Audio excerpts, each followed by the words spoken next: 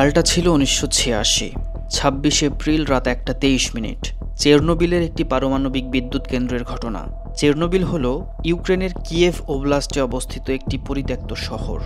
বিদ্যুৎ কেন্দ্রের ভেতরে অপারেটররা একটি নিরাপত্তা পরীক্ষা চালাচ্ছিলেন, কিন্তু কিছুই পরিকল্পনা মতো হচ্ছিল না। রিঅ্যাক্টর ৪ তার শক্তির নিয়ন্ত্রণ হারিয়ে ফেলেছে। রিঅ্যাক্টর ৪ হল বিদ্যুৎ উৎপাদন করার জন্য পারমাণবিক বিভাজন, যেটি পানিকে বাষ্পে পরিণত করে টারবাইনের মাধ্যমে বিদ্যুৎ উৎপন্ন করে।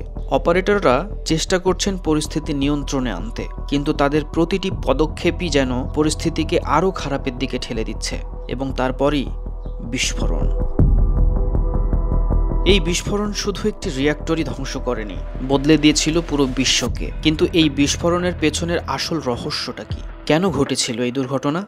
এই প্রশ্নের উত্তর খুঁজতে গিয়ে আমরা দেখব সোভিয়েত সরকারের কিছু গোপন সূত্র, যেগুলো গোপন রাখার চেষ্টা করা হলেও শেষ পর্যন্ত কি গোপন ছিল? এমনই সব চাঞ্চল্যকর ঘটনার প্রেক্ষিতে ২০১৯ সালে নির্মিত হয়েছিল historical TV mini series Chernobyl. জনপ্রিয় টিভি চ্যানেল এইচবিওর নির্মিত এই টিভি মিনি সিরিজটির IMDb রেটিং ৯.৩। চেরনোবিলের ঘটনাটি শুধু একটি ট্র্যাজেডি নয়, এটি একটি রহস্যেরও সূচনা। আজ আমরা সেই রহস্যের গভীরে যাব এবং দেখব কিভাবে একটি ছোট্ট ভুল পুরো বিশ্বকে বদলে দিতে পারে এক নিমিষেই। সো চোখ ধাঁধানো রহস্যে ঘেরা নতুন আরেকটি এপিসোডে আপনাকে স্বাগতম।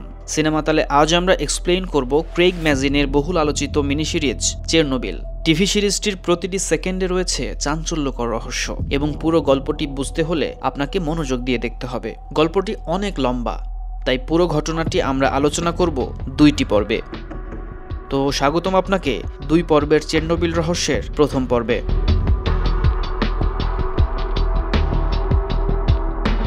মিনি সিরিজটি শুরু হয় এক বিজ্ঞানী আত্মহত্যার মাধ্যমে।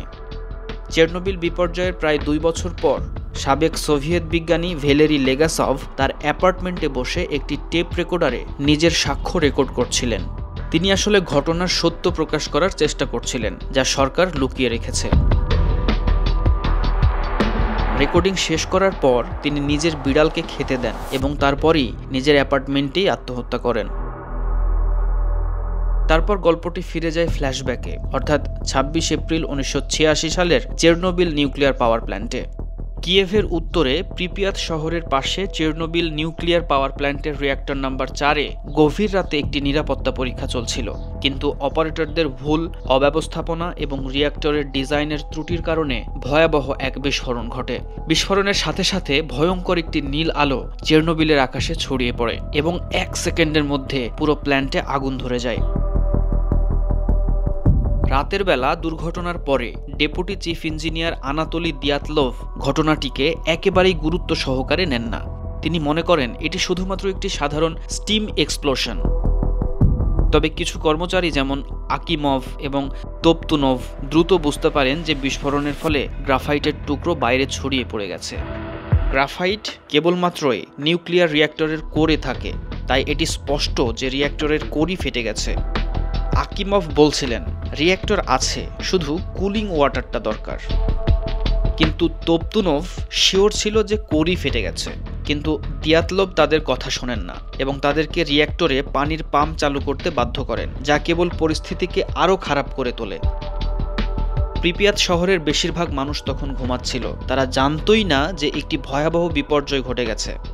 আগুনের শিখা এবং আলো দেখে ফায়ার ব্রিগেড ঘটনাস্থলে ছুটে আসে।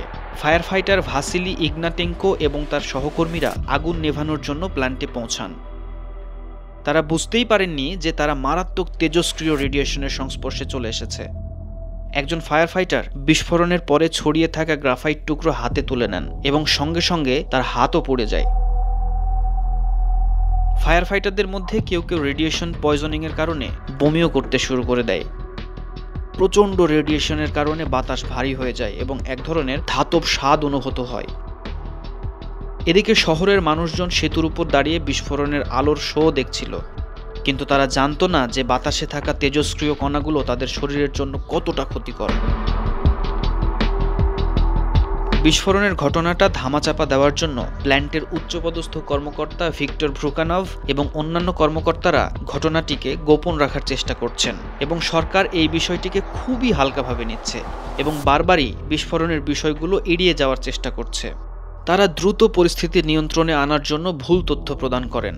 তারা মনে করেন রিঅ্যাক্টর অক্ষত আছে এবং তাই তারা কোনো জরুরি পদক্ষেপও নেননি তখন পর্যন্ত। এই বিষয়ে আলোচনার জন্য তারা পার্টি মিটিংয়ের আহ্বান করে, যেখানে সবাই সরকারকে রিপোর্ট করার পরিবর্তে দেখা যাক কি হয় এরকম চিন্তাতেই স্থির থাকে। যখন সকালের আলো ফুটতে থাকে তখনই বোঝা যায় বিপর্যয়ের আসল মাত্রা। আগুন পুরো প্ল্যান্টে ছড়িয়ে পড়েছে। প্ল্যান্ট থেকে কালো ধোঁয়া এবং তেজস্ক্রিয় কণা বাতাসে ছড়িয়ে পড়ছে।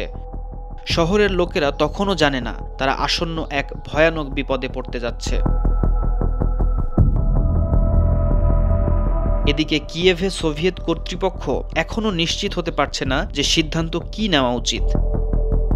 এপিসোডের শেষ দৃশ্যে দেখানো হয় হসপিটালে আহত ফায়ার ফাইটাররা অসহ্য যন্ত্রণায় ছটফট করছে। একজন ডাক্তার নার্সকে বলছেও তাদের পোশাক ফেলে দাও, এগুলো তেজস্ক্রিয়। কিন্তু নার্সরা এখনও জানে না যে তারা নিজেরাও মারাত্মক তেজস্ক্রিয়তার শিকারে পড়ে গেছে। এবং এভাবেই চেরনোবিলের প্রথম পর্ব শেষ হয়ে যায়।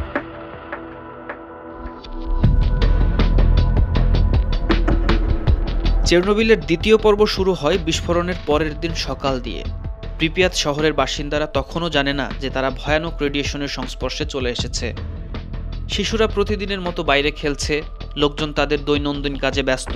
বাতাসের তেজস্ক্রিয় ধোঁয়া ছড়িয়ে পড়েছে চারিদিকে, কিন্তু শহরের কেউই বিপদের আসল মাত্রা বুঝতে পারছে না। ভ্যালেরি লেগাসভ, যিনি একজন পারমাণবিক বিজ্ঞানী, মস্কোর KRCK-তে তার স্বাভাবিক দিনের কাজ করছিলেন। হঠাৎ সরকারের উচ্চ পর্যায়ের কর্মকর্তারা তাকে একটি জরুরি মিটিংয়ে ডাকেন। সেখানে দেখা যায় চেরনোবিল প্ল্যান্টের পরিচালক ভিক্টর ভ্রুখানভ এবং তার প্রধান প্রকৌশলী আনাতোলি দিয়াতলোভ এখনও দাবি করছেন যে রিঅ্যাক্টর অক্ষত আছে, কিন্তু সমস্যা শুধুমাত্র কুলিং সিস্টেমে। কিন্তু লেগাসভ দ্রুত বুঝতে পারেন যে তারা সত্য গোপন করার চেষ্টা করছে এবং পরিস্থিতি সময়ের পর সময় ভয়ানক হতে চলেছে। সভায় তিনি সরকারকে সতর্ক করেন। তিনি বলেন, যদি সত্যি রিঅ্যাক্টর বিস্ফোরিত হয়ে থাকে তাহলে ব্যাপক মাত্রার তেজস্ক্রিয় বিকিরণ কিন্তু বাতাসে ছড়িয়ে পড়ছে এবং এটি শুধুমাত্র সোভিয়েত ইউনিয়নই নয়, পুরো ইউরোপের জন্যই তখন হুমকি হয়ে দাঁড়াবে। কিন্তু উচ্চপদস্থ কর্মকর্তারা সত্য স্বীকার করতে চান না এবং মস্কো থেকে একজন পার্টি লিডার, যার নাম ছিল বরিস শারবিনা, তাকে ঘটনাস্থলে পাঠানো হয় লেগাসভের সাথে চেরনোবিলের পরিস্থিতি পর্যবেক্ষণ করতে। শহরের মানুষ এখনও জানে না তারা মারাত্মক রেডিয়েশনের মধ্যে বসবাস করছে। তারা রেডিয়েশন সম্পর্কেই তখন জানতে পারেনি রেডিয়েশন আসলে কি। অনেক লোক মাথা ব্যথা, বমি, ক্লান্তি অনুভব করছে, কিন্তু তারা বুঝতে পারছে না কেন এগুলো ঘটছে। ফায়ার ফাইটার ও প্ল্যান্টের কর্মীদেরকে হাসপাতালে ভর্তি করা হয়েছে, কিন্তু চিকিৎসকরা বুঝতে পারছেন না কিভাবে তাদের চিকিৎসা করা উচিত। ফায়ার ফাইটার ভাসিলি ইগনাটেঙ্কোর স্ত্রী লিউডোমিলা তাকে হাসপাতালে দেখতে যান, কিন্তু তাকে স্পর্শ করার অনুমতি দেওয়া হয় না। শুধু বিজ্ঞানীরা বুঝতে পারছিলেন যে অবস্থা আরও খারাপ হচ্ছে। এই সিজনের 2 নম্বর পর্বে আমরা দেখি ওলানা খমিউককে, যিনি একজন পারমাণবিক বিজ্ঞানী। তিনি মিনস্কে বা বর্তমান বেলারুশ শহরে অবস্থান করছিলেন, যেখানে তিনি উচ্চমাত্রার রেডিয়েশন ডিটেক্ট করেন। তিনি বুঝতে পারেন এই মাত্রার রেডিয়েশন কেবলমাত্র রিঅ্যাক্টর বিস্ফোরণ থেকেই আসতে পারে। তিনি সরকারের কাছে এ ব্যাপারে বার্তা পাঠান, কিন্তু তার কথাকে কেউই গুরুত্ব দেয় না। তখনই তিনি এটির আসল রহস্য উদ্ঘাটনের সিদ্ধান্ত নেন। তিনি বুঝতে পারেন এই দুর্ঘটনার পেছনে রয়েছে গভীর ষড়যন্ত্র এবং বেশ কিছু মানবিক ভুল। তার মাথার মধ্যে তখন হাজারো চিন্তা ঘুরপাক খাচ্ছে। এই ষড়যন্ত্রের পেছনে আসলে কারা, কেনই বা তারা এই সত্যিটা গোপন করার চেষ্টা করছে, কি বা হয়েছিল সেই রিঅ্যাক্টরের মধ্যে? এই সব কিছুর উত্তরই আমরা একটু পরেই জানব। লেগাসভ এবং বরিস শারবিনা হেলিকপ্টারে চড়ে চেরনোবিলে পৌঁছান। শারবিনা প্রথমে লেগাসভকে বিশ্বাস করেন না এবং তিনি মনে করেন এটি শুধুমাত্র একটি ছোট দুর্ঘটনা। কিন্তু যখন তারা একেবারে প্ল্যান্টের উপর দিয়ে হেলিকপ্টারে উড়ে যাচ্ছিলেন, তখন তারা খোলা রিঅ্যাক্টর কোরের ধ্বংসস্তূপ দেখতে পান। লেগাসভ তখন বলেন, রিঅ্যাক্টর কোর উন্মুক্ত হয়ে আছে এবং তেজস্ক্রিয়তা কিন্তু আমাদের কল্পনার চেয়েও বেশি ছড়িয়ে পড়ছে। এটি ছিল শারবিনার জন্য একটি ভয়ঙ্কর সত্যের মুহূর্ত। পূর্বে তিনি বিশ্বাসই করতে চাননি যে রিঅ্যাক্টর ফেটে গিয়েছিল, কিন্তু এখন তিনি অবশেষে বুঝতে পারেন যে এটি একটি বিপর্যয়।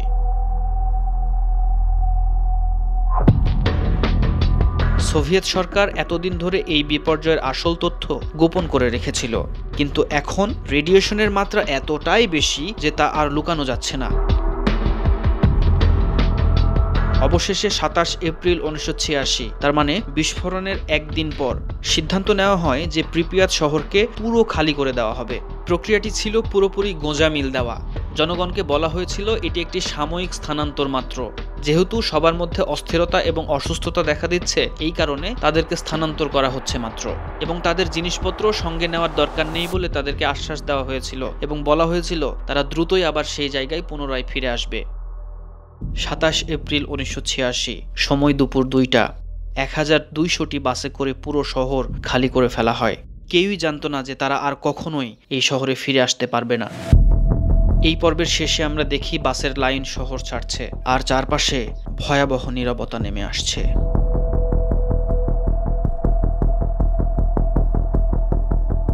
তৃতীয় পর্বের শুরুতেই আমরা ভয়াবহ একটা দৃশ্য দেখি।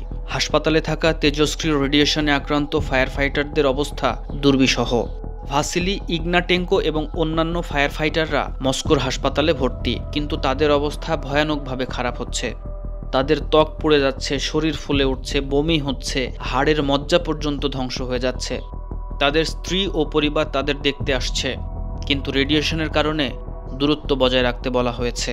ঠিক যেমন 2019 সালে আমরা কোভিড-19-এ পড়েছিলাম। আমরা যদি একটু খেয়াল করি তাহলে বুঝবো ঘটনাটা সেরকমই।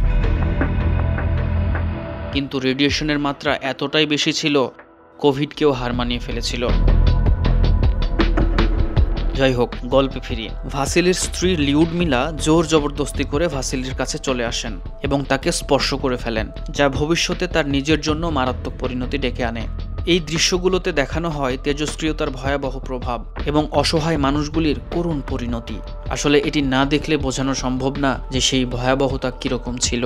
প্রিপিয়াত শহর খালি করার পরেও তেজস্ক্রিয় বিকিরণ কমছেই না। এখন প্রধান লক্ষ্য হচ্ছে রিঅ্যাক্টরের ধ্বংসাবশেষ ঠান্ডা করা এবং তেজস্ক্রিয় উপাদান ছড়িয়ে পড়া বন্ধ করা। সেই সময়ে দুইটি প্রধান সমস্যা দেখা দেয়। এক, রিঅ্যাক্টরের নিচে মল্টেন কোর গলে নিচে প্রবাহিত হচ্ছে, আর দুই, যদি এটি ভূগর্ভস্থ পানির স্তরের সংস্পর্শে চলে আসে তাহলে আরেকটি ভয়াবহ বিস্ফোরণ ঘটার সম্ভাবনা তৈরি হচ্ছে। সমাধান বের করতে গিয়ে বিজ্ঞানীরা সিদ্ধান্ত নেন যে নিচের পানির রিজার্ভ খালি করে দিতে হবে, না হলে কোর পানির সংস্পর্শে গিয়ে আরও বড় বিস্ফোরণ ঘটতে পারে। কিন্তু এটি করার জন্য 3 জন স্বেচ্ছাসেবী কর্মীকে ভয়ানক রেডিয়েশনযুক্ত ভূগর্ভস্থ টানেলের মধ্যে দিয়ে যেতে হবে। ব্রেসকনভ, আনেনেঙ্কো এবং বেসপালভ স্বেচ্ছাসেবী হিসেবে এগিয়ে আসেন। তারা বিশাল মাত্রার রেডিয়েশনের মধ্য দিয়ে পানির নিচে ডুবে গিয়ে ভালভ খুলে দিতে রাজি হন এবং এক পর্যায়ে তারা যাত্রা শুরু করে দেয়।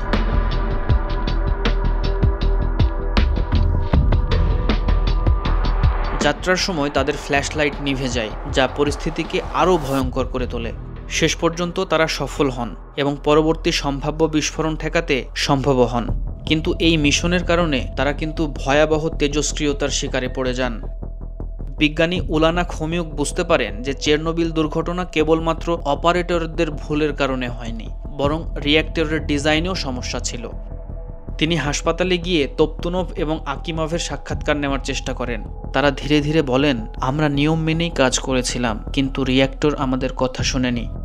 উলানা বুঝতে পারেন রিঅ্যাক্টর ডিজাইনের ভুলের কারণে বিপর্যয়টা ঘটেছে এবং তা এতটা ভয়াবহ হয়েছে। কিন্তু সোভিয়েত সরকার চাইছে এই সত্যটা গোপন করতে এবং উলানাকে থামানোর জন্য হুমকিও দেওয়া হয়েছে বারবার। রেডিয়েশন আক্রান্ত ফায়ার ফাইটার এবং কর্মীদের মৃত্যু ঘটে এবং তাদের বিশেষ উপায়ে দাফন করা হয়। তাদের মরদেহ কাঁচের কফিনে রেখে ঢালাই করা সীসার বাক্সের মধ্যে রাখা হয়। তাদের দাফনটা এতটাই বিশেষ উপায়ে ছিল যেটা আগে কখনো পৃথিবীর ইতিহাসে ঘটেনি। তাদের মরদেহগুলো কাঁচের কফিনে রাখা হয় এবং পরে ঢালাই করা সীসার বাক্সের মধ্যে রাখা হয়। ঢালাই করা সীসার বাক্সের মধ্যে রেখে বাক্সগুলো সিমেন্ট দিয়ে ঢেকে ফেলা হয় যাতে তেজস্ক্রিয়তা বাইরে ছড়িয়ে না পড়ে। এই দৃশ্য ছিল পর্বের সবচেয়ে আবেগঘন অংশগুলোর একটি, যা দেখায় কিভাবে নিরীহ মানুষের জীবন তেজস্ক্রিয়তার কারণে ধ্বংস হয়ে যাচ্ছে। তৃতীয় পর্বের শেষ দৃশ্যে আমরা দেখতে পাই রিঅ্যাক্টরের কোর থেকে তেজস্ক্রিয় ধোঁয়া ও কণা বাতাসে ছড়িয়ে পড়ছে। লেগাসভ এবং সার্বিনা বুঝতে পারেন যে এর সমাধান না করলে পুরো ইউরোপ রেডিয়েশনে আক্রান্ত হয়ে যাবে। অন্যদিকে সোভিয়েত সরকার প্রথমবারের মতো সেনাবাহিনী ও মাইনিং শ্রমিকদের সহায়তা চায়, যারা তাদের জীবন বাজি রেখে কাজ করবে। আর এভাবেই 5 পর্বের মিনি সিরিজের তৃতীয় পর্বটি শেষ হয়ে যায়। পরবর্তী পর্বগুলোতে দেখানো হয় কিভাবে সোভিয়েত সেনারা চেরনোবিল পরিষ্কার করার জন্য বায়ো রোবটস হিসেবে কাজ করেছিল, কিভাবে শ্রমিকরা রিঅ্যাক্টরের নিচে একটি সুরক্ষা স্তর তৈরির জন্য জীবনকে উৎসর্গ করে দিয়েছিল এবং তথ্য গোপনের ফলে সোভিয়েত সরকারের শেষ পরিণতিটা কী হয়েছিল। বেশ কিছু নাটকীয়তা ও রহস্যে ঘেরা পরের পর্বগুলো আরও চাঞ্চল্যকর। এই পর্বটি আর দীর্ঘায়িত না করে পার্ট 2তে বিস্তারিত আলোচনা করার চেষ্টা করব। সিনেমা তালের আজকের এক্সপ্লেনেশন থেকে এখানেই বিদায় নিচ্ছি। দেখা হচ্ছে চেরনোবিলের পার্ট 2তে। ততক্ষণ পর্যন্ত ভালো থাকুন, সুস্থ থাকুন। আল্লাহ হাফেজ।